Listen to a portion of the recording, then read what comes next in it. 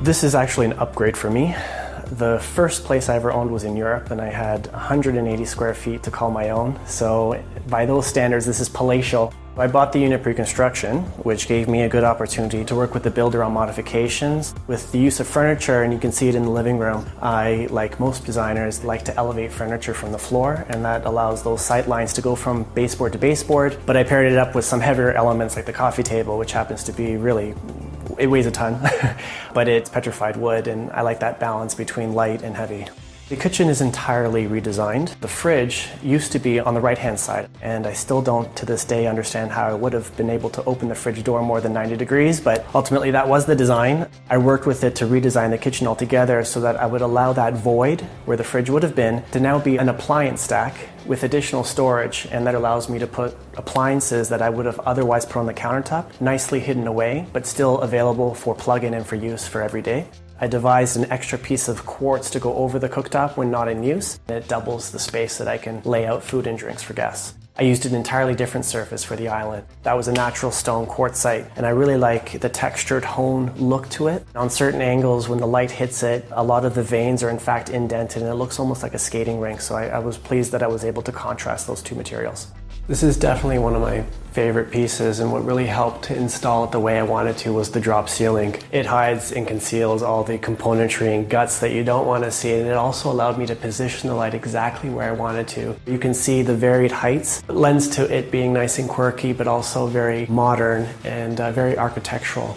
All of the furniture in the main living area, its profile is quite thin. The sofa, for example, just to make it appear much larger than it is, I did an armless sofa. The pieces are very flexible as well. You'll see under the side table I have a high wooden stool. And if I do have guests over, I can quickly pull that out for additional seating. I like to look outside. A swivel chair was more appropriate for me, knowing that I was unlikely to pick up furniture and turn it around every time I was either having a conversation or thinking. The utility door is always in a place that you at least want it. In this case, it was right smack in the living room. To conceal the door here, I very easily did it with big box store MDF planks. I nail gunned it to the wall, and for the most part, it's concealed and it's not noticeable that it's actually there.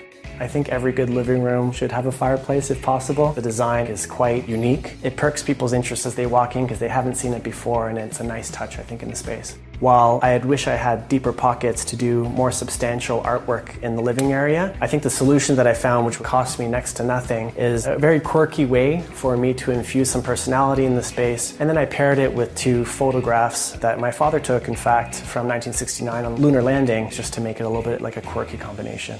Most condos of this size have small bedrooms, and that is the case here. I tried to maximize storage by using one little nook that would have logically been good for a dresser by installing a full floor-to-ceiling storage cabinet, which not only has hanging space for clothing, but also has an open section for the television, and for my fiance there's space for jewelry and other knickknacks. I always intended for the den to also function as a second bedroom, and for that to work, the desk in fact folds down and permits a Murphy bed, which is hidden over to the side, to pull out. All the cabinetry is touch latch, and the style is very cohesive so that I'm not mixing and matching different kinds of elements throughout the condominium.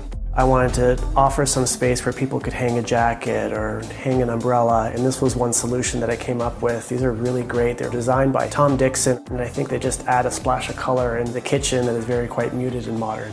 I find there's calm in a place when you come home, and there's a very even rhythm to minimize the number of pieces of furniture that would otherwise require. I've pared it down to keep it nice and open and to feel larger than it actually is.